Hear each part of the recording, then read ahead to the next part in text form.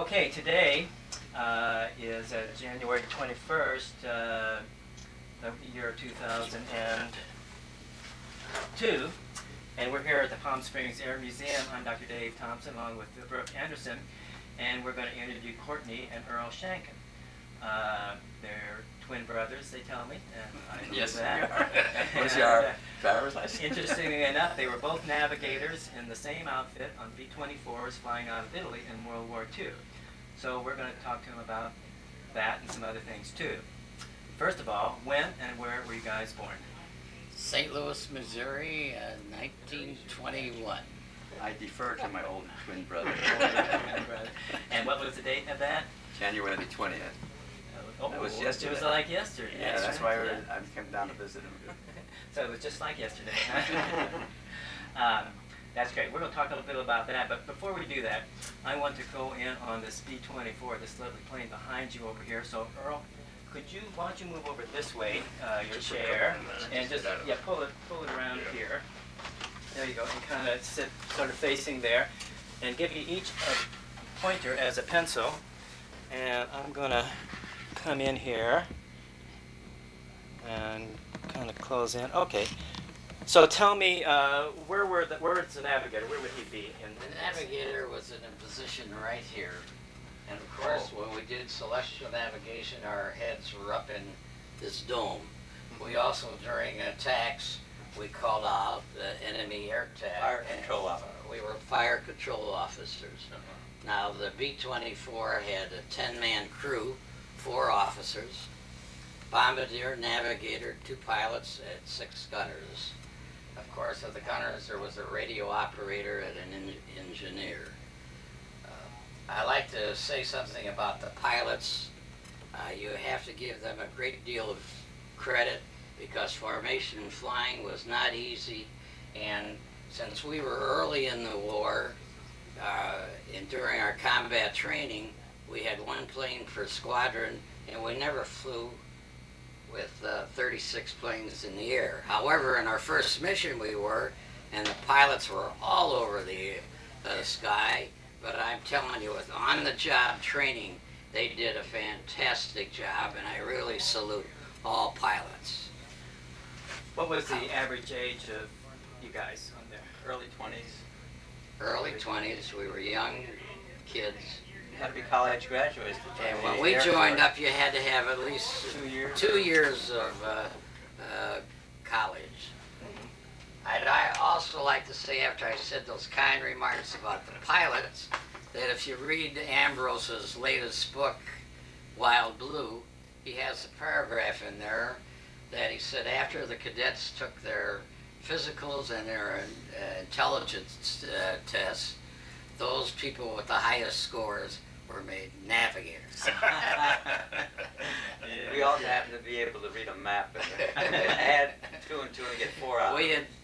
Incidentally, we just graduated the University of Chicago and joined up right after graduation. We'll get back into that. Let's just talk about this. All right. So where were the other guys, the crew members? Yeah, don't forget there was a... I'd like to clarify, Courtney. The pilot was a pilot and a co-pilot. Right. And the pilot sits on the left side and the co-pilot sits on the right side. And there's a distinction in classification and qualification. I would like to go back and talk about the B-24. There were more B-24s built than 17s. Yeah. The B-24 flew more missions than a B-17. And the B-24 dropped more bombs in combat than the B-17. They had a bigger payload too. And they had a bigger payload. And we could fly higher and but they didn't have as good a public relations department. That's right. Incidentally, you had hydraulic, whereas they had electrical.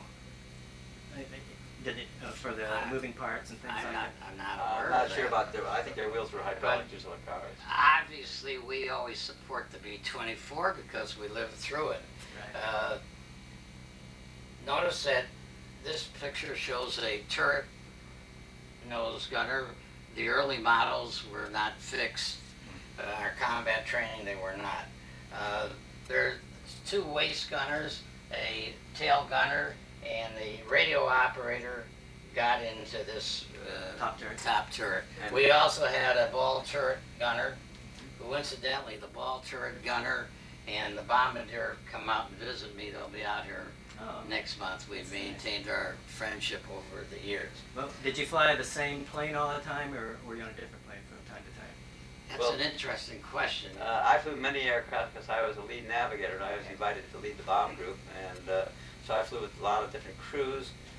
My crew actually got shot down because the day I was assigned to fly we had a double mission that day, and I was leading the afternoon mission, and they asked me to stay and not fly in the morning because I needed to get the latest information on weather and so forth for plotting the mission.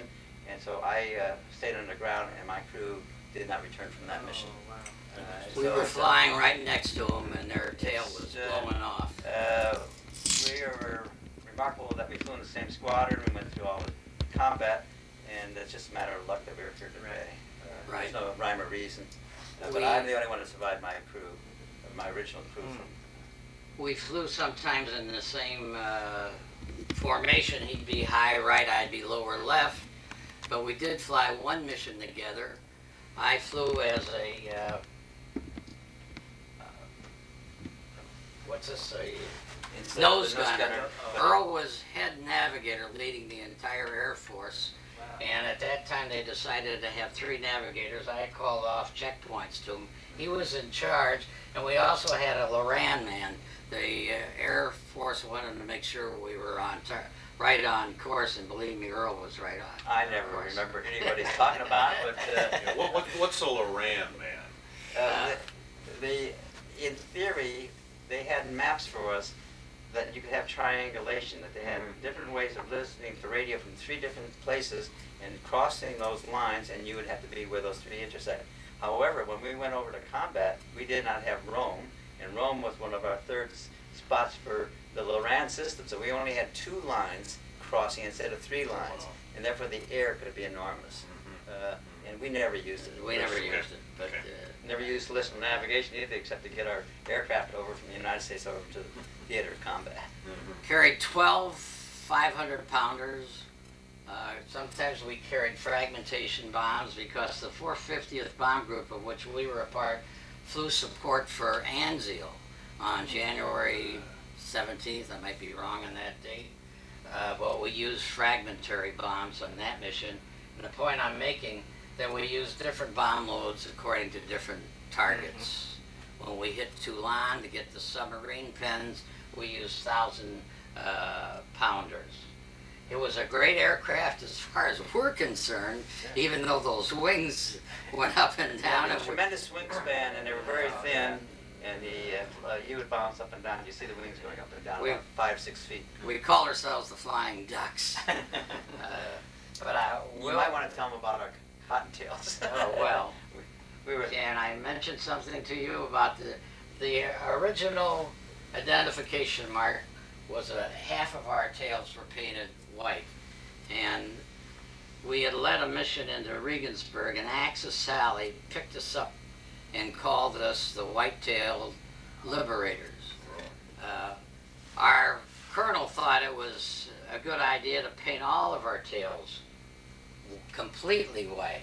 Well, anyone who was in the 15th Air Force knows about the 450th, the Cottontails. That's the nickname we gave ourselves. I've heard of that. I think we've had a book on Right.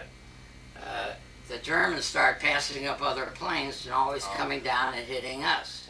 Now there's stories. Let me interject. The original planes were painted desert colored and all like that. Eventually, you got them all unpainted silver. Silver. That came over. But ours, by having the total tails painted white from a distance, it looked like we had no tails, and they could pick us up from quite a distance, and it was very easy to identify who we were. Our bomb group association has tried to contact the general government and the former German officers to find out why. What was the strategy? Why did they always pick on us? Well, we were the furthest group south. We were stationed way down in a small town called Manduria, and we flew the furthest distance of anyone. And because we were under attack so often, we took tremendous losses, but we also had the distinction of claiming that we shot down more German airplanes than any other bomb group. I like to say that after our losses got so bad, we took the white off our tails and put a yellow band around our fuselage, and we referred to ourselves as the Yellow Bellies. Then that I don't was, remember this, but if he says so, it must be true. It's true. I like to tell you that I'm very active in the 450th Bomb Group Association. We have great reunions every year. We'll be in Washington, D.C. this October. And this Thursday, I'm flying to Italy to be honored by our bomb group is being honored. I'm just representing our bomb group since I'm the Secretary Treasury of the group. And there is a museum in our honor at the small town. They took over a nunnery. And there's also a playground where they call it the Cottontails. We donated $12,000 to buy playground equipment because we have a feeling that we'll probably be remembered more for the playground than for what we did during World War II. I don't know about that. I think it's a great gesture on our group. If I told you enough about the 24, we then got rid of the yellow bellies and went back to white tails, but it was just that I think you should know. Yeah, and each of you flew 50 missions each, did you? Yes, we did. Flew tour combat in those days in the 15th Air Force. It was 50 missions? Right. Wow. Now, our original plane called the Patricia Ann was shot down. Fortunately, our crew wasn't on it that day. It was shot down by friendly fire, incidentally. And we were then assigned another plane. I know its name, but I got a senior moment. And we then flew the rest of our missions in this plane. Okay, this well, plane. This crew was the only one that was intact from the original cadre that was formed in New Mexico. That Now, survived. Mexico, wait. New Mexico. Oh, New Mexico. I said New Mexico. We had our combat training for 3 months, and Okay, we'll go back to that. Okay. Let's that's great on that. I think we're set that, so I'll let you sit back down, and then You we'll, gotta get yourselves back around and we'll. yeah, you can get yourselves Nitty-gritty. squared away Nitty-gritty. again. Yeah, that's wonderful. That's I'm good. sorry to correct you so much, Courtney. you don't know what you're talking about. But it's all right. I don't think it was in Iran. It was probably radar that we had. Yeah, we never had Loran. No, we had it in our plans, but we never. We never could use it because we didn't have Rome. Rome was the third. So I don't know where you got the third navigator. I never heard of it. You're wrong. I showed you a write-up. Somebody else said that. There was another write-up where they talked about having 3 navigators. Couldn't use them. No. Didn't need them. Didn't need it. Then why'd you have me up there? Huh? You wanted to console me because you thought I was upset I lost my crew in the morning. So I flew You with thought I them couldn't again. think straight. Okay, let's go back to St. Louis, where you guys Oh. were born in 1921. Who was born first then? You were. Okay. The older twin. The older twin. That's why I had to have my tonsils taken out first. So did you guys grow up in St. Louis too? We moved to Chicago when we were 9 years old, but I still root for the St. Louis Cardinals. I'm from Evansville, Indiana, so it's not too Oh, far great. from there. So I started following the Cardinals, when I was real little. And Atta-way. Harry Carey was like his first or second year, and Oh, Gabby wonderful. Street was doing the color stuff. I mean, this Sure, was I like remember. 1946, 47, probably. Of course. Yeah. So I was always. In fact, this Harry, you may probably know, he died out here a couple of years Yes, ago. we bumped into him several times. you? He would talk to us. Yeah. Nice They had- guy. So I went to, they had kind of a little memorial thing here at St. Teresa's in Palm Springs, and I went by doing it for that. Anyhow, so you guys are still both of you Cardinal fans still? No, I live out in California, so I'm more of a Giant fan. Giant fan. Okay, so do you remember what grade school did you go to in St. Louis? Do you recall? Let's scroll back. And We what must have left it when we were in the second or third grade. Right. So. we did. and what was your dad's name? Albert. Albert. That I remember. And what did he do? What kind of work did he do? Well, he had his own business, but in the Depression, he suffered some tremendous losses, and he became a sales representative in Chicago for a New York firm, textile salesman.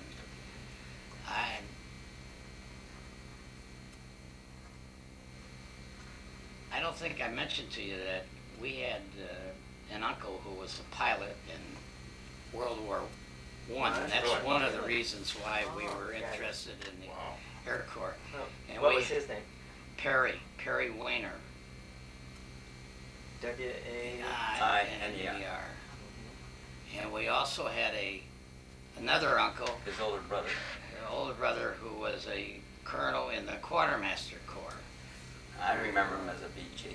But he was really interesting story. He was camp commander of Camp Lee. And you know the position calls for general, the TO. But Congress never approved of his promotion because he did have some political outs. He was retired for 1 year and he wrote some articles against the Democrats. And they never, you have to be approved by Congress to become a general. Many people don't understand this. I'm not 100% sure about that according during wartime if you needed approval or not. Oh, They yes. had temporary ranks given during the war. Yeah. That were after the war they reverted back to the But he's original. buried in Arlington, and I'm going to Oh, look it wow, up. Yeah. And where's Camp Lee? Oh, that's in, when you come back. Yeah, Virginia? in the- Virginia. I don't know if Virginia or New Jersey, but it's one of the biggest quartermaster Oh, it places is. for He was supplying the all the highest- material for European Our uncle war. was the highest ranking officer in the Quartermaster Corps. Fantastic. He supplied the millions and millions of dollars Right. in material that supplied the. And he had meetings with President Roosevelt. It was, I read articles about it, so it was. So during Well, World War the point II, is- He was in World War One too, and But- was cited for bravery. Oh. We never could figure that out because we knew he wasn't a combat man, but they said he was in charge of the gold, and he didn't leave his station Story. and stayed with the gold, and he Is that received. bravery? Well, that's just Eating something, was the key, but I think something it's- very maybe interesting. he shot Jesse James. What was his name? His was Max. Max Weiner. He And they were both received, career military people. That's what influenced us. Oh, yeah. And as we he grew up. received the Legion of Merit, which is one of the highest Wow, yeah. awards you can receive, and we're very proud of our two I should say I so. don't think uncles. so. And your mom, what was her maiden name? Mary. Mary. What was her name before she got married? Weiner. She was a Weiner. Oh, okay, so that's under mom's side. My two uncles were her brothers. I see. Okay. And what's your ancestors? Where did they all come from? Do you know? European background must be. My mother was born in the States. My father was probably born in Riga, Latvia. Their background is probably Russian background. Latvia, did you say? Yeah. He was born in Riga, Riga, Riga. Latvia. Oh, your dad was born there? Yeah. Oh. My mother was born on believe it or not, was born on a fort. My Fort, oh. grandfather was a fort jailer, so they lived on the fort. She was born on Which one? Do you remember? Fort DuPont, She was born in Wilmington. Wilmington, Oh, Delaware. oh, where yeah, that fort okay, was. yeah. Sure, DuPont. Familiar So, name. And how old was your dad when he came to the States? 13. I don't remember. I always said Yeah. 10. You see, I just learned And, something. and why did his family and all come, or how is it? His older brother came over first, and then brought the rest of the family over. It was a large, about 5 or 6 Yeah. brothers. And his daughter. Did your dad did he speak English real well, or did he still have an accent when you guys were growing up? Or? I thought he spoke Very very well. I would not say he was. I think he had a slight. If he had a slight, we didn't remember having an accent. My mother had no accent. So was the Depression pretty tough on you guys? No, I tell you, it's a funny thing when you look back at your youth. You didn't know that you didn't have a lot of luxuries that we understand today, the material things. We had a good family life, and we had the necessities. We walked to school. We worked our way through the university, but we assumed that we had to do things that we didn't take for granted that the folks that were going to supply us with the Probably. pass key to the future. We had to do it for ourselves. And most everybody else was probably sort of in the same We're all in boat. the same boat, so you're it didn't Right. bother us. We didn't know the difference that we only got 10 cents or 15 cents for lunch money or something like that. So what high school did you go to in Chicago? Oh, Sen High School. Which one? Sen High School. S-E-N-N, Sen a very large high school, had over 4,000 student body. The south side? No, north side. North side, okay, yeah. Okay. We had wonderful folks. We lived in the north side to go to high school, and when we went to the University of Chicago, they moved to Hyde Park, which is in the south side. The concession was they gave us room and board. And we could walk to school, we had to pay our own tuitions, we worked our way through school. What kind of jobs did you guys have? We had athletic scholarships, which No. meant they paid us Excuse 40 me. cents an hour, and they gave us jobs so we could study at the Oh, so same you time. worked at- We happened to be athletes. We were gymnasts. By looking at us today, you probably don't realize it. So But high we- school. Well, we're high school champions, and then we went to the University of Chicago and ended up being national champions. National Collegiate Champions. National collegiate, we better correct Yeah, that. that's right, NCAA. And just recently, we've been nominated to the Olympic committees, the Olympic teams of 1940 and 1944. Whoa. Now, this is just a nomination. There were no Olympics during that time, but one of our officials decided that he would come up with a, what would you call it, a legendary team. Okay, what was your specialty in That's- gymnastics? I was an all-around man, and I was all around in high school. As I went into college and university, I specialized in a few. I won the gold 3 years in a row on the long horse, the vault. Oh, okay. and So I this- was- go ahead. I was the all-around champion in 1941, and I also won the rope climb, which is a fluke thing, but I had 2 gold medals. And then in 1942, I took a third place. Can you top this? Yeah, right. Who's counting? Now, because of this is how things work out in life.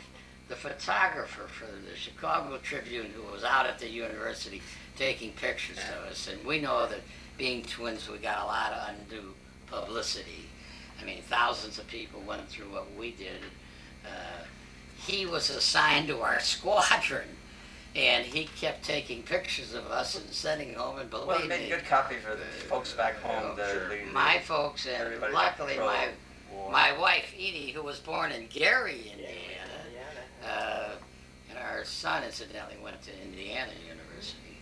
So my folks knew more about what was going on, and they collected it, and we have a tremendous scrapbook at home. You'd almost think the Shanken twins won the war by themselves. Well, they had these they had these publicity stunts, like they painted on a B-24 up here on chalk, Palesti 50th mission, Chicago, Illinois 51st mission, and that was where we were going home. But we received a lot of publicity. Oh, We were a things little like that. embarrassed Things like that. because Yeah. thousands of people were going through exactly what we went through. But we did get special when we went into the Air Force, the Air Corps in those days. This was before the Sullivan brothers got lost at sea, and we asked for special arrangements where we were kept together. So we went through our cadet training together, went to the same squadron for assignment, we went through our tour of duty, we went through our whole 3.5 years of service together, which was most unusual, but it was done by design, and they did not rescind that. It was a presidential order, I think. Now, did you- Our uncle told us that we could ask. Do you have brothers and sisters? Or did you have brothers and sisters? Yes, we had an older brother who went into the service after us, but What he was was- not in combat. He was an officer. Medical administration. What was his name? Jimmy. Okay. Tim Any Miller. other siblings? No. The sister passed away, few in that. Well, I mean, No. But we had a cousin by the name of Shanken who flew 51 missions too. So He flew in B-25. 25. But he was shot He was in down. the 12th. He was in the 12th Air Corps. We were in the Survived. 15th. right. I wanted to ask you one more thing about gymnastics. Is it different now than it was then as far as the things? Today Well, I we know wouldn't that- even qualify for warm-up. Well, I know that, but I Our mean- skill exercises are so different. No, but I mean, do they have the same events in their They Olympics have the that they same did then? events, but the equipment has changed Well- considerably. The coaching has Okay. improved. He knows a lot more about it, but They use video. I've coached the national they team. did change. They had swinging rings in those days. They changed their swinging rings to still rings and became a strength move. They dropped the rope climb. So there has been a few changes in the types of equipment. They used to have tumbling. They eliminated tumbling. So there are now 4 events. There used to be 5 or 6 different events. So There are 6 of the Olympics are 6 events, and I coached the national team in 1967. I've maintained my interest in the sport, and I've served on the board of directors, the governing body of the sport. So today they're better gymnasts, but they're better in every sport. Absolutely. Also, they have better equipment. They have different ways of doing things that we could not do in those days. You could hang on to the high bar the way they do today. Yeah. They have different grips Yeah. that permit them to do things that we could not do. What year did you guys graduate from high school? 1938. Yeah, that's 1938, and so then you went to the University of Chicago. What were you majoring in? I majored in political science. I majored in the biological sciences. And what were you doing on December 7th, 1941? I was studying at the library at school. Huh? Could you grab that from me? What do you need? Oh, yeah. Oh. And we have a nephew who was shot down. No, I like to make this point. Okay. We have a nephew who served in the Vietnam by the name of Neil Black, prisoner of war for 7.5 years. So our family has been involved in World War I, World War II, and in Vietnam. Neil Black ended up re-enlisting, and they made him a pilot, and he ended up retired as a colonel. Well, he was a major in the, assigned to Berlin during the, he was a military attaché Right. in Berlin. That was his But he last went assignment. through a lot. Oh, absolutely. Oh. We always tell people that the family, but all 3 different names, you know, we had Colonel Wayner, Shanken, and now Neil Black. Yeah. Okay. So, what were you doing on December 7th, Earl? I was studying at the University of Chicago. It was a Sunday. You're right. And I was listening to the football game, the Bear game, and switching back to the University of Chicago. I had a round table, and I was switching back and forth. So, what did you think? Was it a shock to you, or could you see it coming, or the attack on Pearl Harbor? It's an interesting question because I was taking a course in international relations, and our professor told us that as far as he was concerned, that we were dominant in diplomacy and military. And was he wrong? So, I don't think that the youth in those days was that internationally aware internationally of what was going on. I remember a history teacher in high school trying to explain to us about the growth of Nazism in the late 30s when we were still in high school. It didn't register with us. We were pretty insular in those days, being in the Midwest. And when the war came out, Pearl Harbor, besides the shock, the first reaction, a selfish reaction of most people is, you know, gosh, are we going to have a chance to graduate? Our older brother had already been enlisted in the draft. He had a high number, so he wasn't going to be called up right away. And then eventually went into officers training and became an officer also. But we wanted to volunteer, and we wanted to first graduate from the university. We only had 4 or 5 months to go. And so we wanted to get that out of the way. And we did, and then we shopped. We thought for a while we would join the Navy and see what they could offer us. And in certain ways, they were not very nearly as excited about us as we were about them. And anyway, to make a long story short, you don't remember the story, but we ended up enlisting in the Air Corps.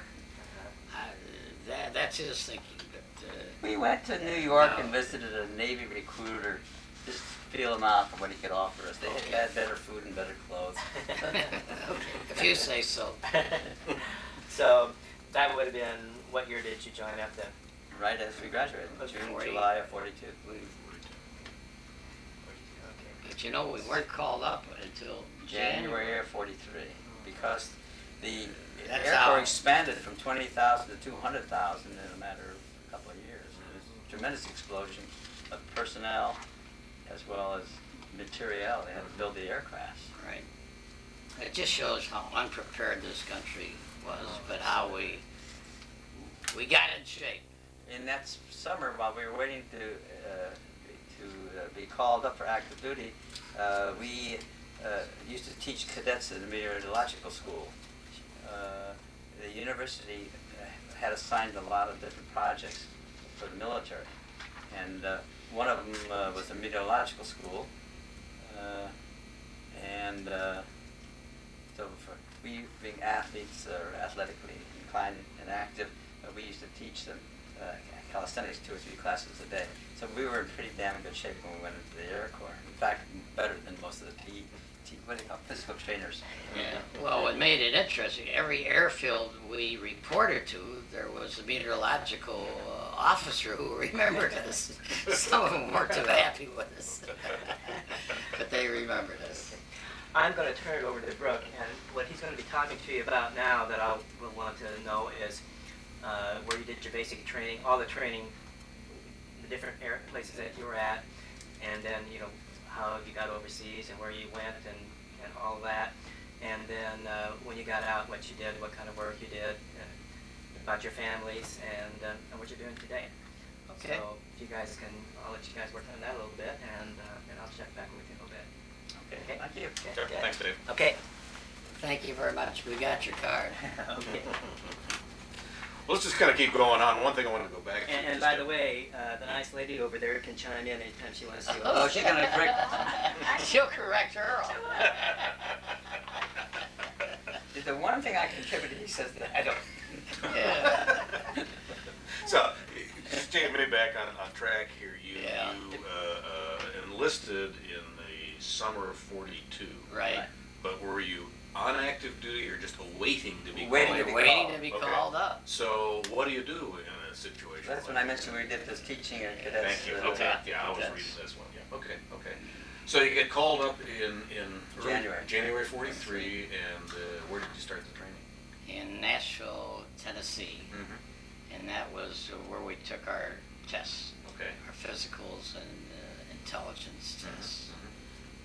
And then on from there. There to, we were So you were assigned, and that was we enlisted in the Air Corps, and through the testing, they had 3 or 4 choices. You're either going to go to pilot school, navigator school, or bombardier school, depending on your agilities and test results and so forth. Of course, if you read the books on it, they put you where they needed you. Everybody wanted to be a fighter pilot, Sure. so did we, Mhm. but we were assigned to navigation. It was a then we bitter then- blow to our egos. Not to go, flight We school. then went to, there we were assigned to go to Selman Field, Monroe, Louisiana. Louisiana, that's good. And we spent, literally, we worked night and day because we had to learn celestial navigation. And after we became commissioned, it was in August, and I came home and gave my wings to my wife. We had a week, what do we call it, leave, and then we reported to Clovis, New Mexico, Okay. for further assignment, and then we spent about a week there, and then we were assigned to the 450th Bomb Group. It was the cadre. They were forming a bomb group. Right. Okay. And then that was called our combat training, and we were very fortunate that we spent 3 months together with our crews. We had a good record. We had no losses. I was surprised reading Ambrose's book how many losses pilot training they had, but we had no losses. And this is all in New Mexico? It's in Alamogordo, New Mexico, Yeah, okay. North of El Paso. in the desert. And this was the formation of the 450. 450s, Yeah. right. We Okay. used to take turns going up, two navigators would go up and one for 4 hours and someone else would navigate. We had training missions. We were very fortunate because a lot of people came over as replacements that didn't have the good training that we had. I don't remember. All I remember is we formed a group. When we got prepared, we flew up to Kansas for our briefing to go overseas. They gave us overseas equipment and flight plans to how to get the aircraft over to theater of combat. Our folks came to visit us in Kansas. Well, I think it was interesting. We flew planes that had never been flown. They had been ground tested, and since Earl's crew and our crew were close, we took up the two planes together, and then we start talking to one another. What heading do you have? What was your indicated airspeed?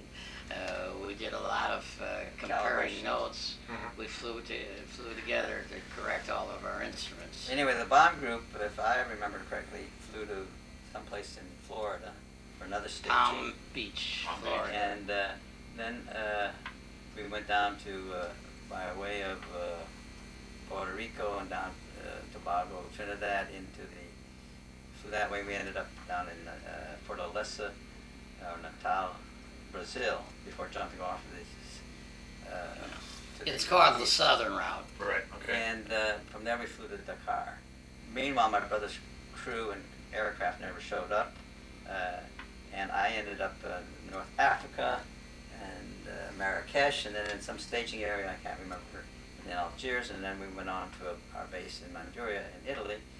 And he showed up about 2 or 3 weeks later. His crew had to board someplace around. They had some mechanical failures. Oh, really? Showed up. Yeah, I had Same route, but same route, but we're over the Amazon jungle, and the pilot says to me, I have to feather engine number 4. We got a bad oil leak.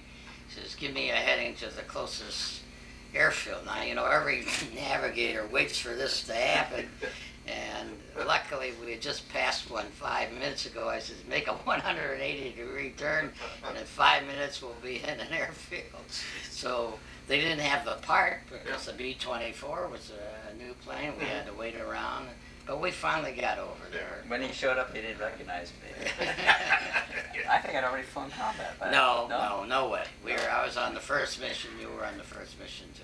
Okay, if you say so. I've got a better memory. It isn't I have a memory. No. I am still active in our bomb group, No, but and we the historian. When I was over there, we were over there for New Year's, and I remember we, in the Italian barracks, and it was cold and wet, and I guess we were still doing training missions in those days. Anyway, the clever thing was to take these 50-gallon drums and cut them in half with a little tubing you put in gasoline from the aircraft and drip it down into a fire inside the cabin, your compartments. Anyway, one of those tubings got out, and the whole damn barracks burned down in about 15 minutes. And we were all playing poker at the time. We used to play poker with bullets and things like that as chips. And we crawled out, and all we did was grab a flight jacket and hats and get out of it. It was freezing. And it was a funny story because they called the Italian fire department, and we helped them with the hoses, and we unrolled the hoses and all like that. They turned on the water, and there must have been about 50 holes in the thing, and it was sprinkling all over, and at the end, you're holding the nozzle, and then all the ammunition started to go off, and we scattered like hell. Anyway, the Army says that your officers and the Red Cross loaned us GI equipment, shirts and pants and jackets or something like that, and they gave us $300, which we had to buy GI equipment with. And we were very upset because we had all our beautiful uniforms that we just bought when we graduated as cadets and so forth. Anyway, he shows up, and I'm a scrungy, dirty with old GI equipment and clothing. He didn't know who I was. Yeah, no wonder. The way the 450th took off is 3 planes at a time. Now, it's very interesting. About 62 of us took off.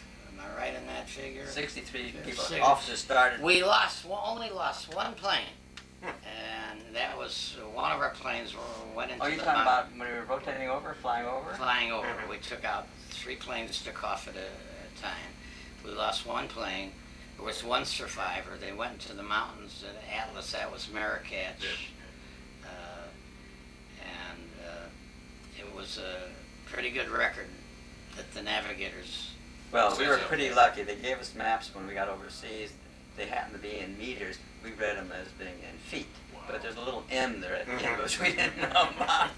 But it's meant meters. Yep. And I flew between mountains here and mountains there, and they were 1,200 and 1,200, and we were flying at 4,000, and I thought that was nice and safe. Well, it happened to be the mountains were up above us. Fortunately, some open there. Well, Fortunately, we were in a valley. Yeah, yeah. Well, it was Manduria. Manduria, Italy, and that was the headquarters. That's where the bomb base. Yeah. We were part of a wing, which is part of the 15th Air Force. Okay. There was 4 wings, and the wing had 4 different bomb groups, and our bomb group had 4 squadrons. Okay. And Manduria is located due east of Toronto. Toronto was a sea naval base for Italy. Now, is that on the Mediterranean or on the Adriatic? We were in It's between. both, right in between. Oh, right in Okay. between, Yeah, going due okay. east from the one side to the other. And we were the farthest southerly based unit, therefore we used to have to fly an extra half-hour each way, which made it an hour longer for most of our bomb missions. Okay. We think that's one of the reasons why our losses were so bad. We like to tell you that we originally flew without fighter support, and that's why the first 3 months we had horrible losses. And when the P-51s got their wing tanks, people ask me, how do we win the war? I said, we got wing tanks on our fighter planes, and they could go all the way with us and protect us. Our losses then became minimal. Well, our missions were 6 to 8 hours long, and you were only in friendly territory for an hour each way, so you're in combat enemy territory 4 to 6 hours. The fighters, they had enough time to hit you going towards your target, go down, land, and come back up with more ammunition and fuel. And then when you got out toward the targets, you had the flak. So we had triple phases. We had going over the territory and then coming back, and they got longer and longer the missions as you got farther and farther. Well, you said earlier, I want to follow up on one thing, that particularly that one time you were doing a double mission that day. Was that unusual? Yeah, we didn't fly too many. The bomb groups, first of all, you had maintenance problems. You could put up that many aircraft. Yeah. I don't know what the reason was, but there were 2 different targets, and they felt that we were in good shape enough that we could put up a full The complement. targets weren't important. They were actually more morale missions, because we actually flew along our lines to show our men on the ground that we had good air superiority. Mm-hmm. Now, it's very interesting that this is not in the archives. I'm very close to the historian of our Bomb Group Good. Association, and I've had some arguments with him. I know there was a double mission that day, and I know that I flew in both of them. Okay. However, if you check our archives, the history, we have a history. I think it may be the book in our library. It is not listed. Now the mission I flew in? yeah, it's not. Well, how did I get credit for it then? Well, you may have gotten credit, but it's not in the archives, unfortunately.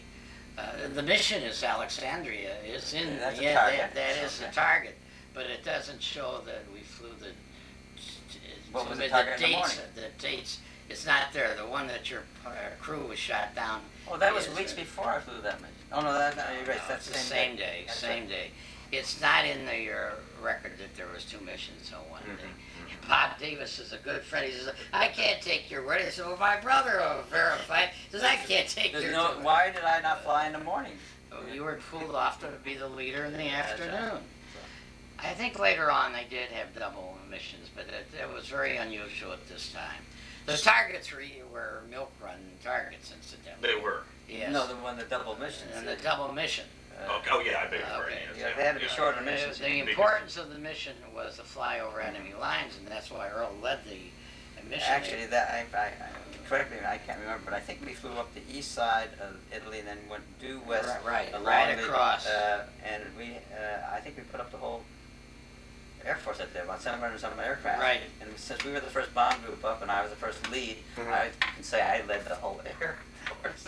Perfect. Sounds great. Perfect. Anyway, we I was flew in the flew- nose. I was over and, at first. by flying due west, and then when we finished going due west, we flew up north and bombed our targets and then came back. But the it must have taken a good hour or so for the whole Air Corps, the whole 15th Air Force to fly by. And we flew at very low altitude, 5,000 to 6,000 feet, which made a lot of noise in those days. Now, in that time, what were the primary and the secondary targets? Did you were widespread throughout Europe, or just kind of give me an idea about the targets? I like to answer that because I think we have to understand that the purpose of heavy bombardment is to destroy the enemy's ability to wage war. Right. Therefore, we attacked communication centers. Marshalling yards were a primary target. And then someone got the ideas that if we hit the ball bearing factories, they couldn't manufacture any machinery, so there was about a 2-week period we did nothing but hit ball bearing plants. Then the orders came down to hit the where airplanes were being manufactured. We hit those. But the important thing that really was the oil. And when Goering was interviewed after the war, he said that would really hurt the German effort. Ploesti was a major target. Kids today don't even know what Ploesti is. Yeah. But in those days, Ploesti was furnishing the oil to the German effort. They didn't have enough planes, as I understand it, and it's some of the lectures here at the museum here are telling me that the Germans used to send up planes to fly around Berlin and then land. They didn't have enough to come up and intercept us. This I'm now talking later on in the war. Yeah. Goring admits that destroying the oil refinery was a major contribution to their defeat. Well, tell me more about Ploesti then. Where was it? What was the length of the mission out and back? Well, the most famous Ploesti raid was what we call the low-level one, and that was in '43, and that was where they came up from North Africa, and the timing was off, and the results were mixed, and there was a lot of losses. And then it took about almost a year before the high level came along, when we built up our 15th Air Force, and I flew on the first high level. I don't know if you did or not. I went over there 4 times. We used to rendezvous and then go up, and when you flew long missions, you kind of tried to trick the enemy, but they weren't tricked. They were not fooled very much. We would go on a northeasterly route, and then veer eastward and come down a little bit, and we would attack Ploesti from 2 or 3 different positions at every time. So we would vary our attack, whether we come from the southwest, south, north, whatever it was, to try and change it, and also depend on the winds. And you asked about how long the missions were. I would guess that they were about 6 hours, 7 hours long. 7 hours. And they were over all mountainous terrain. There was really no place to be landing in that area. Ploesti was in Romania? Romania. Okay. What had happened is, since we were not on the low-level attack, we were the first high-level attack, and believe me, they were waiting for us. Yeah. And the Nazis had put in charge a very famous general to defend Ploesti. They say there was many guns at Ploesti as there was around Berlin, because as a military target, it was that important to them.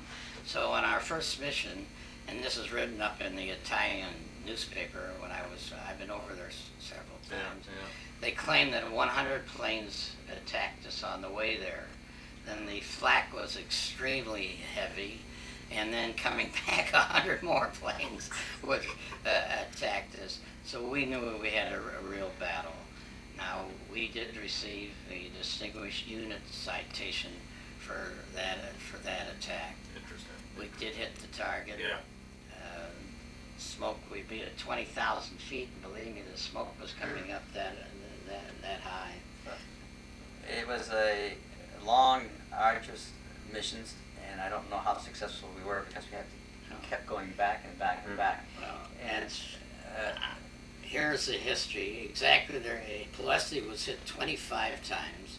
This is all documented. There's an interesting book called Ploesti, and there's a very famous picture. It shows our tenacity. that we attacked the target 25 times. At the end of the war, they were still producing 10% of their production, but that's all they could produce. 10%, but they were still refining oil. We also attacked targets around Ploesti called Brasov, where the oil was all in Crude form. it was in the rolling stock.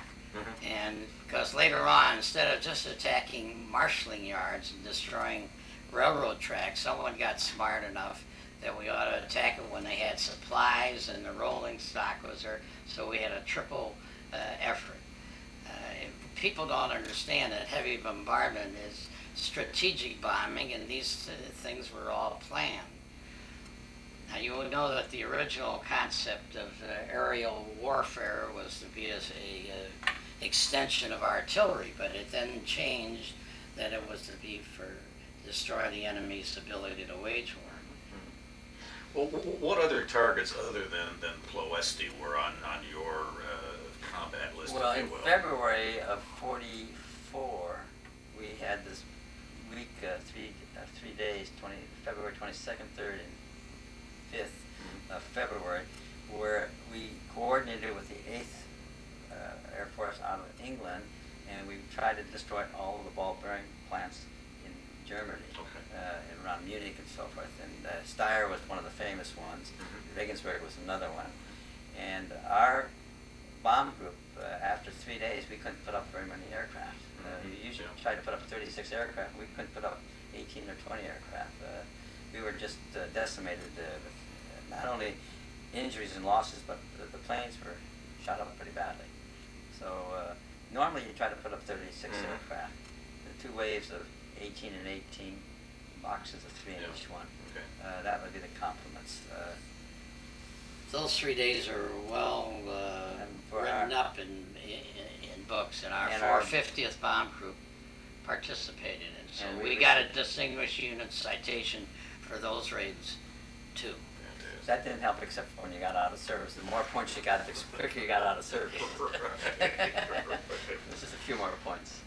Well, this is your time to tell us and actually to tell a younger generation. So I'm more interested in what you want to say than the questions I want to ask. So. Well, we were only in combat 6, 7, 8 months. We didn't fly every day, maybe every second or third day. Weather would sometimes intervene, and everybody had an attitude that this is a job that they volunteered for. It was all volunteer, the Air Corps, and it had to be done. And we just felt we had to do our job and do it quickly. And then as we got closer to finishing our tours, then you begin thinking that maybe you're going to make it. But at the beginning, you don't think you're going to make it. The attitude was we had tremendous losses for various reasons, and so it wasn't a very happy time.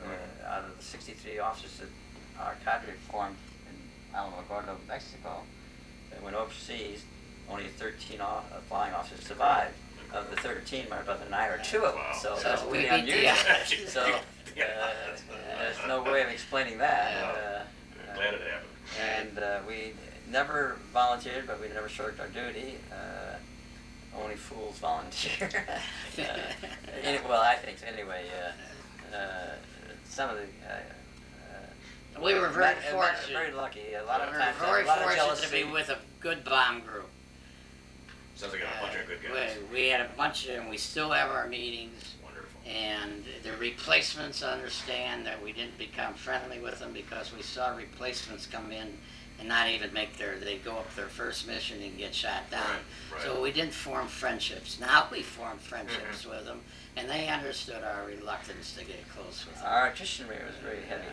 Very heavy. I'd say so. I'd like to say something that we were interviewed after the war as twins, and we came to the conclusion that we didn't think it was a good idea to have brothers together because I tell people we flew 100 missions. We sweated one another out, and sometimes he'd be in a high right and I'd be low left, and I found myself calling out planes attacking him instead of... Well, no, and you see a plane go out of mission or being smoke or something like that, you didn't know whose plane it was. Exactly.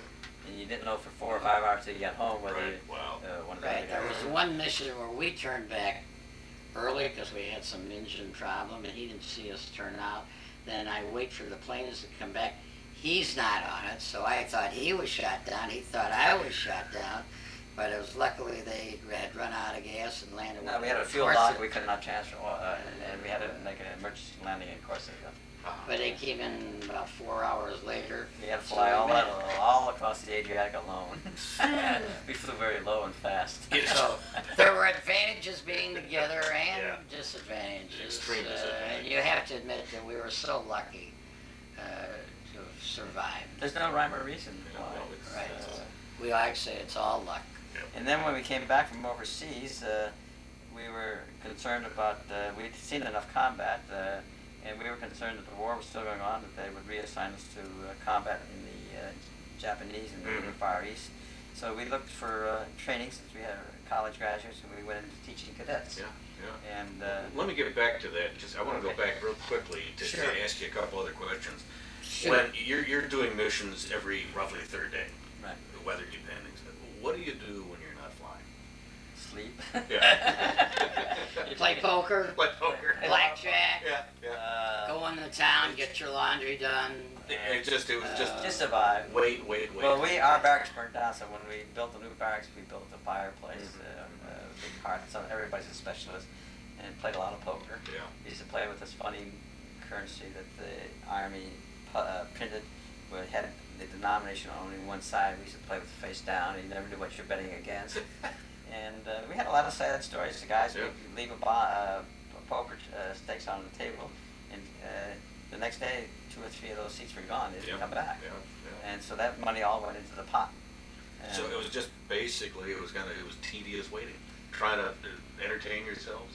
There was no training, no. No, we had enough training. Yeah, I understand. Well, I'm just trying to get to. We did have a couple of training missions, and I Yeah. want to tell you, Yeah. we were very upset. Those of us Yeah. who had flown combat had to go up. Now, probably he didn't have to do it, but our crew had to do it, and I remember being very, very upset. But Right.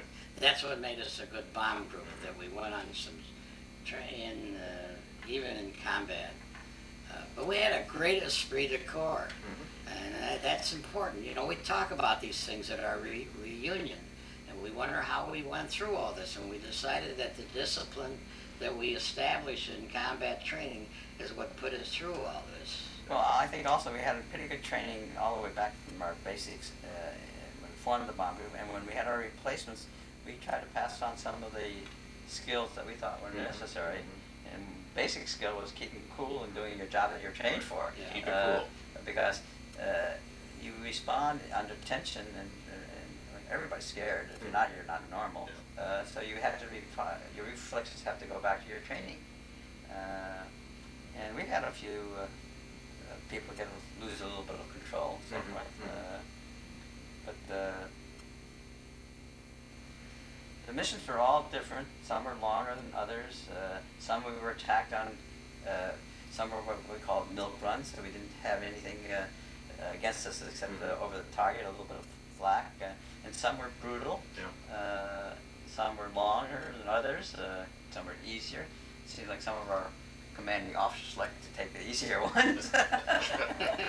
That's true. And I'll but tell you was one a- thing I was a that- cocky young man in those days. All I can Yeah. say. One thing that you learn as a crew is the division of labor. And although I realize that it was luck that our crew survived, I would like to say that every man in our crew knew his job. Our ball turret gunner knew his job. Our radio man knew his job. The pilots knew theirs. And it was separated into everybody excelling in their own position.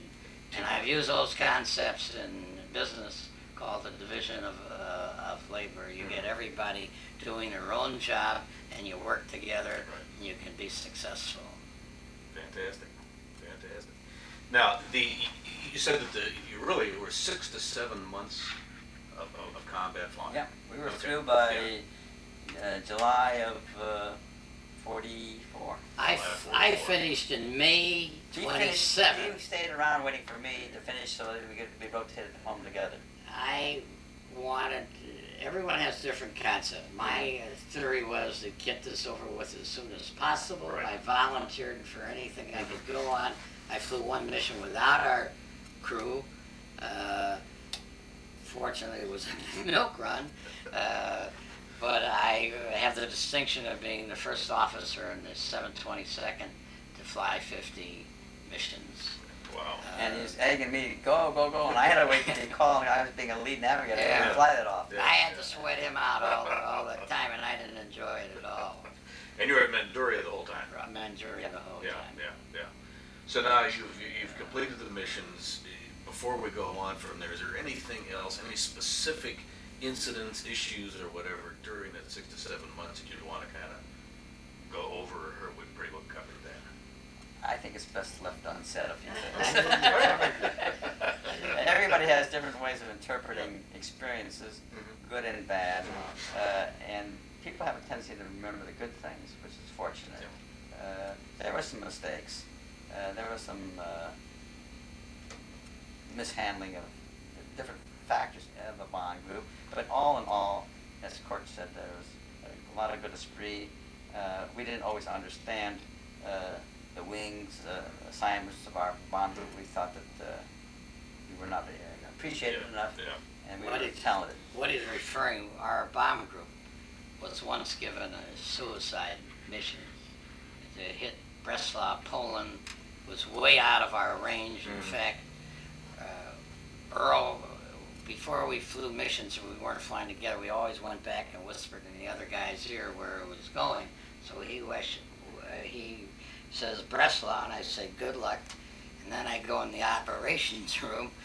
The red line, they used a piece of string, it showed it was there, and they couldn't make it back. They were going to ditch us in the Adriatic, they were going to pick us up with PT boats. So I'd go out to the cruise, and I'd say, we're going to practice ditching. Now, we hadn't practiced ditching in about 7 or 8 months or so. And I said, why? I said, well, guys, I said, some idiot says that we're not going to have enough fuel to get home. And I said, I asked for immediate recall. Courtney doesn't agree with me, but I said, this is not a suicide mission. I did not volunteer for a suicide mission. And they only put up 20 aircraft instead of the normal 36. What had happened is the missions were figured out from Foggia, which was way up north. That's where the calculations were made. But because we had the extra mileage, our group couldn't make it back. I talked to several navigators. Some were going to Sweden, some were going to Switzerland. They had it all planned what to do.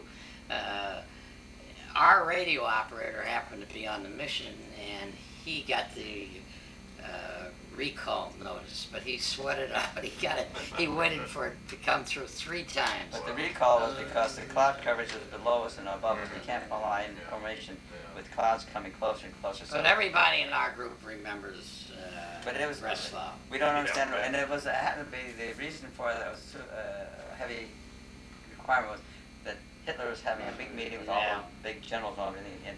And our target that day was the mayor's office in the square of the city. But we never got there. Thank you.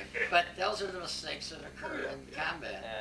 As far as, tell me just for my own edification, how was the supply situation by this time coming in from stateside or wherever, particularly since you got a quartermaster background? Yeah, very Supplies good. I talked to my uncle afterwards, and they had planned all this. How come we could have so many groups in Italy? Don't forget, there had to be gasoline, there had to be bombs. All this was planned. That's what the Army does during when there isn't war. Nothing but plan, plan, plan, plan. He told me that all the airfields were planned where they were going to be and so forth. So you really wanted for nothing in terms of supplies? No, we did not. Okay. No, we always had oxygen. Sometimes we Well, always I had gasoline. I haven't said anything about our ground crew, and I like to commend them. They worked day and night. They literally worked day and night so we could get them up in the air. And believe me, we had a lot of holes in our airplanes, and they fixed us up. They changed engines, and without them, we could have never done what we did. What a bunch, huh? Yeah, we're very close with them in our bomb group association. Interesting. I just had a young fellow here the other day whose father was in the Vietnam as a mechanic, and he just wasn't really sure about how important it was. I said, hey, come on. Well, Please I believe think it's Courtney important. mentioned that for every one that's in combat, there's 9 or 10 people You're behind right. you You're right. in support, Mhm. and you couldn't survive without them. Yeah. But it was different times, and you have to be young to participate in war. Indeed. That's why wars are fought by young people, let's face it. 4 old people. And you become very seasoned very quickly. Sure. You mature very quickly. You don't need too much exposure Mhm. to understand what's important. Well, when you guys rotated back, then how old were you? 2 years older than Did I say something wrong? No. You remember? Well, Oh, we were 23. born in 21. We came back in 44, so we were 23 years old. Young guys. Young guys.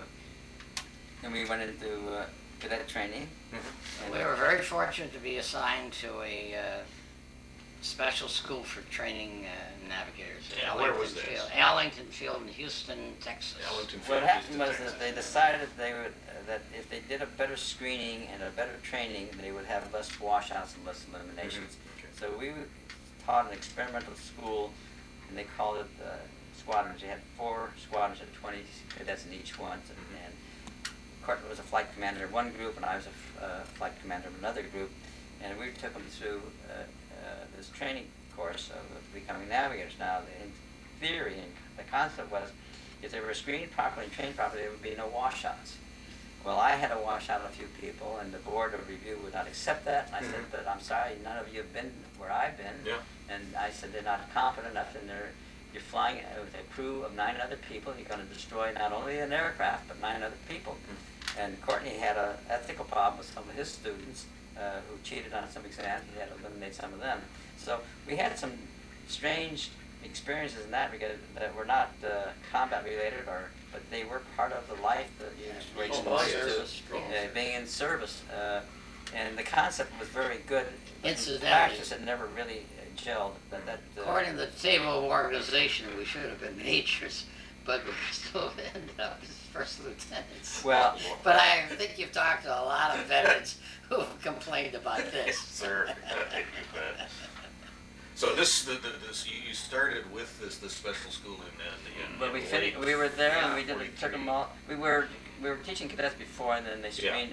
They called us in to handle this because of our not only our wartime experience, but our background as University. Chicago. Yeah, sure, yeah. Had courses in teaching and so forth. Mhm. So it all held us in good stead, and it was a plum assignment. Yeah, wonderful. More It was in power. Ellington, Yeah. and we were at other places. I can't remember where before we went there. And then the war, I think, finished at that time. Right. So you're still at Ellington when Oh, It was yes. over, Yeah. and we were the first ones discharged because we had all the points. You got points for medals, you got points for service, you got points for combat Mhm, duty, and, mhm. and you add them all up. And as I say, the citations helped us get out Yeah, quicker. right. So we got out quick. Well, then after that, let's go into post-war life, Well, civilian meanwhile, life. my brother Courtney got married while he was still in service. And I have to tell, that's an interesting story. He wanted to get married to Edie, and being in the Air Corps, when I first joined, they said there's 3 things you have to do. You have to smoke, drink, and go out with women. And I said, well, I better take up smoking. But we never really smoked that much. No. In fact, overseas we used to trade. We used to get a allotment. We used to trade for oranges and eggs and things like that, or cigars and things like that. But Courtney decided he wanted to get married, and I was concerned that we still had a long war to go on, and I didn't think it was the right time for him to be getting married. So I made that statement. Did you? I didn't do that. Of course, I didn't pay attention. Anyway, he got married, and he was getting married up in Chicago, and we were at a base in Ellington or someplace. I don't know. We were down someplace, and we used to fly these proficiency missions that were maintained. You had to fly so many hours a month besides teaching cadets and all like that to get your flight pay and all like that. And the proficiency missions, you could choose any place. And so I arranged for our guys to fly up to St. Louis, and from St. Louis, or Omaha, Omaha it was. From Omaha, I'd get over to Chicago and be his best man at his wedding. And that weekend, of Courtney's already gone. He's on his leave, marriage and so on. They're going to be giving out, we had a parade around the whole thing, and they're going to be giving out medals. And I had gone to DFC and had never actually been received it officially. So the Friday night before, they call us into the general, and he says that we're going to have this parade, and you're going to stand here, and I said, General, could you give me my medal now? I have a proficiency flight leaving tomorrow at 8 o'clock. And he said, nobody's leaving this base. So they froze all the aircraft until after the parade, and we got our medals and ran over to our aircraft. And I got to Omaha. Meanwhile, we took off. There was a fire aboard. It turned out to be the starter engine burned a little bit. And so we had to land, and we land at the commercial Omaha Air Base instead of the Army Air Base up there, not knowing anything. And these guys are happy as all hell. They're going to stay up there and have a long weekend. They couldn't care less where they went. And meanwhile, I had to get a commercial aircraft to fly me over to Chicago. And I was very lucky. I sat in the last seat in the plane anyway. I got over there and flew over Saturday afternoon, got to the wedding, and Sunday, and came back to Omaha. And these guys were very disappointed I showed up there. I had an excuse that they couldn't fly home without the Navigator. And meanwhile, they had gotten the part, and we got charged for the gasoline and everything. It was so ridiculous. Everybody signing chits, Well, at our wedding, not only was he AWOL, but I had an older brother that was AWOL, and the newspaper people were out there taking pictures of our wedding because we had this good war record and this good athletic record. But I pleaded with them not to publish any pictures or even, I said, please don't write up anything because I've got two brothers here that are and AWOL. our older brother got a little bit drunk, and we put him on the wrong train going back to his base. And then I had to fly in horrible weather. I have to admit, the newspaper was very kind. They killed the story, right? We would have been in the newspaper, but I decided it wasn't worth it to get my brothers in trouble. So yeah, go ahead. Well, then I'm on our honeymoon in Galveston, Texas, and I get a call from this young man over here, and he says, I don't remember this. He says, you got to come back to the base. You've just been transferred to Ellington Field. I said, I'm supposed to. He said, and I thought he was joking. I'm on my honeymoon. I thought he was trying to play a joke. I said, what are you bothering me for? He said, no, seriously, you got to come back to, where were we, at Hondo or somewhere? You must be kidding. Nope, I'm serious. You know how the Air Corps works. You've got to come back here and report within 24 hours.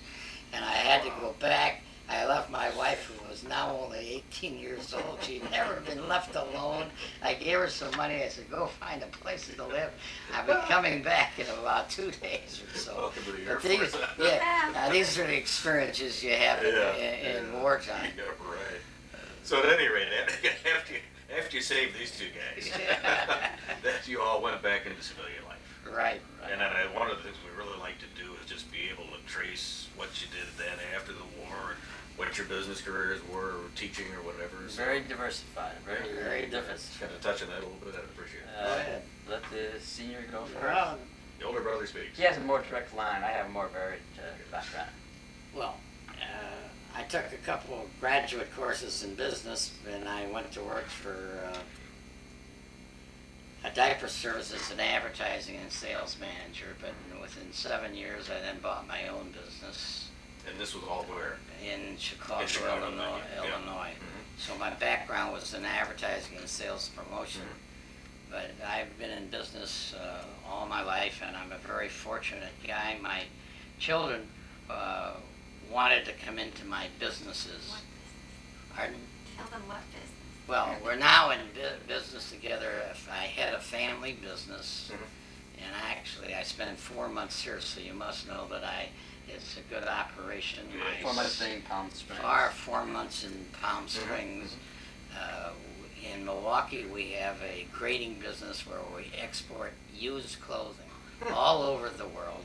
We're shipping this 16 different countries. My son-in-law runs that, and my daughter is in charge of the fashion and vintage department. Now, what we don't use is used clothing. We send down to Chicago, and my son manages that operation. We cut up the clothing into wiping rags. Okay, yeah. And we get other types of wipers, paper wipers and non-woven wipers, so we have what we call a wiping business in Chicago. So it kind of goes back to the old beginnings with your dad in textiles. Yes. Yeah, yeah. I'm lucky I'm chairman of the board, and you know what the next position is after being chairman. It's Emeritus. called out the door. And how many children?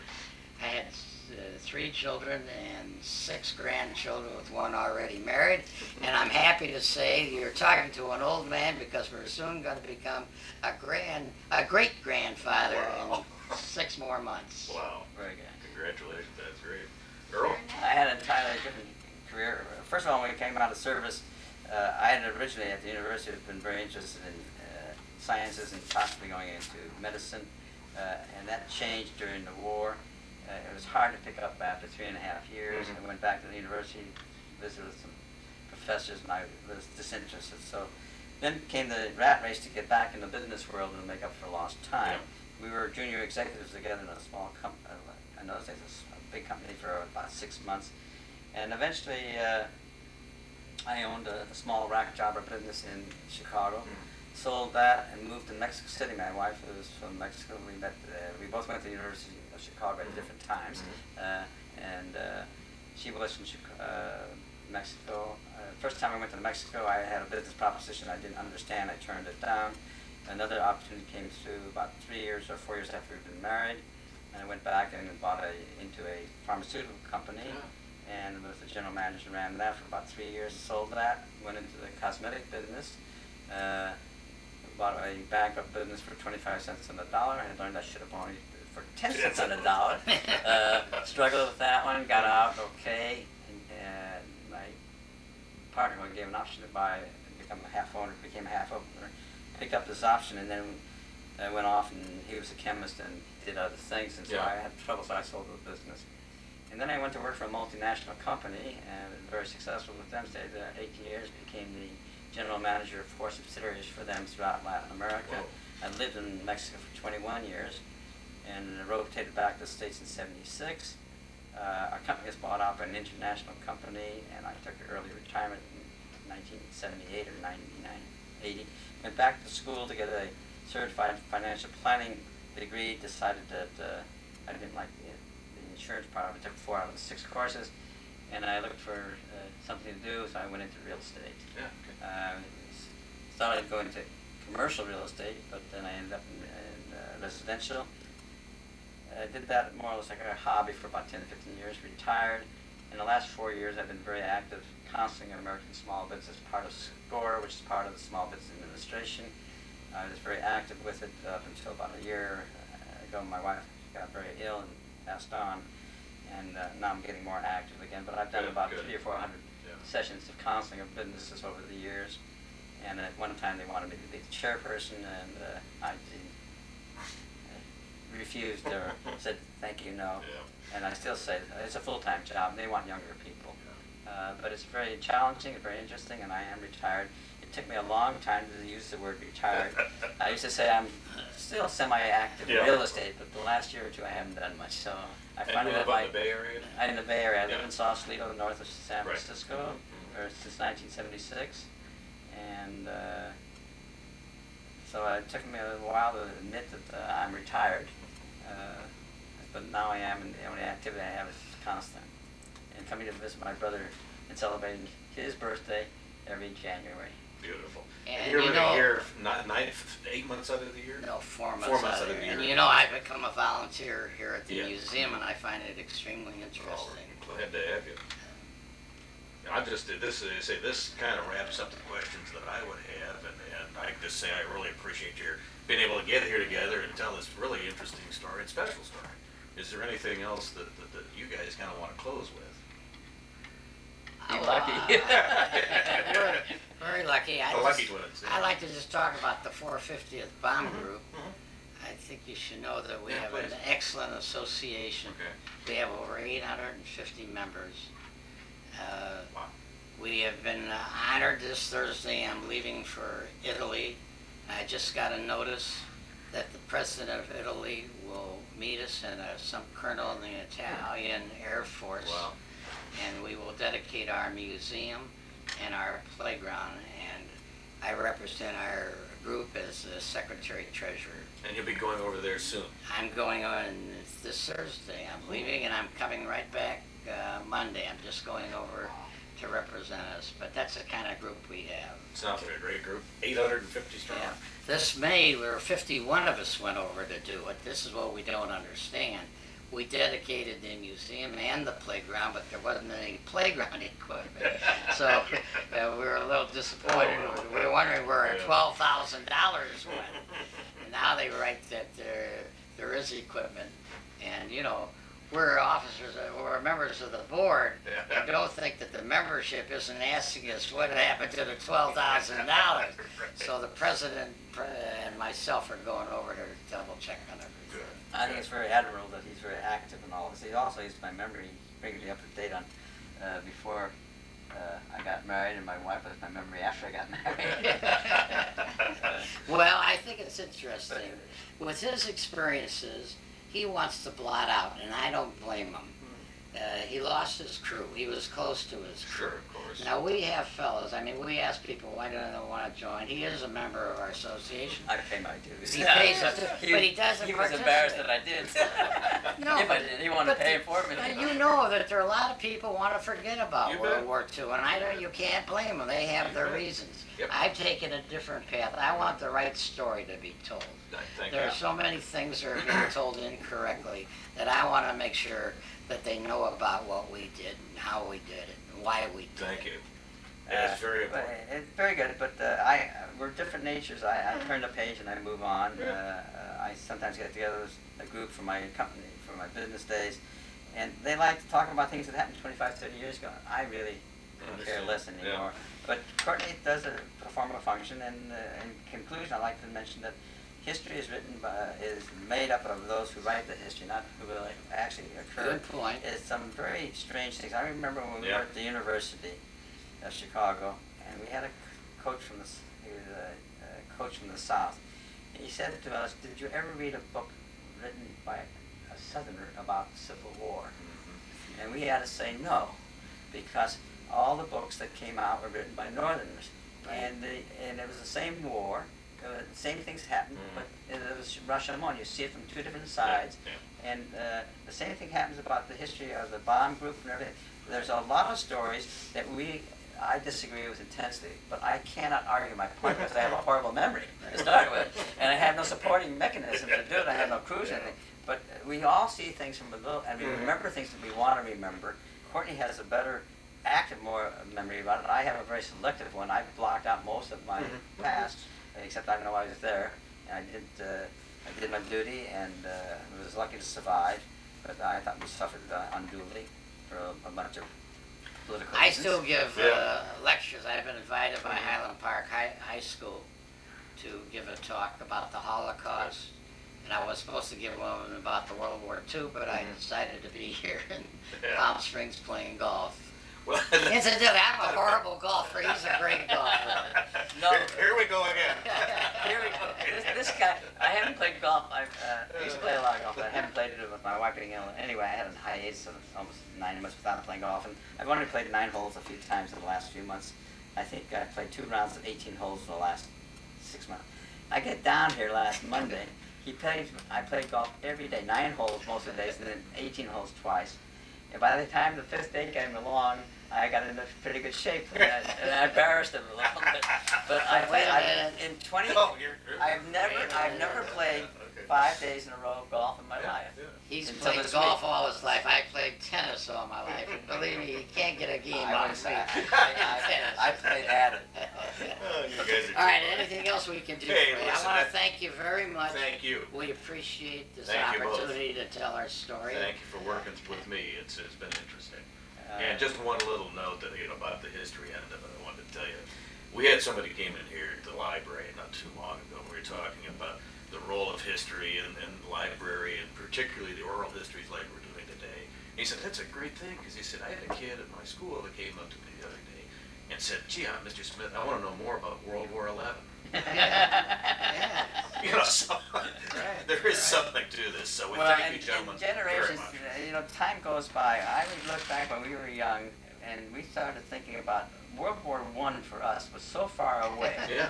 And that was only 20 years before us. Yeah. Now you're talking about people 50 years ago, 60. 60 years ago, and it's incredible. and they, I have 2 grandchildren, and they're taught. They always like to interview. One of the signs of all it seems like all the children is to interview somebody with the war experience. And we lived the history. And they ask questions, and even my daughters about certain dates. And my gosh, you don't remember? Well, they weren't even born in those days, and we lived through these dates. Yeah. So we have a different perspective. Well, there is a great deal of interest in World War II, thank goodness. Yeah. And even the attendance at this museum proves it. Right. And they had a B-24 and a 17 out at Northbrook, Illinois, just a few months ago. And people were lined up for blocks, They were. Yeah. which I could not believe. But the interest has come back about World War II. So, Thank well, you. I really Yeah, enjoyed thank you this. very I much, want to gentlemen. thank you again. I still love my brother. My older twin brother. Somehow I believe that. No, that was great. Thanks again, guys. All right. Let me see if I can figure out how to turn this Yeah, off. please do. And then we can go. Yeah.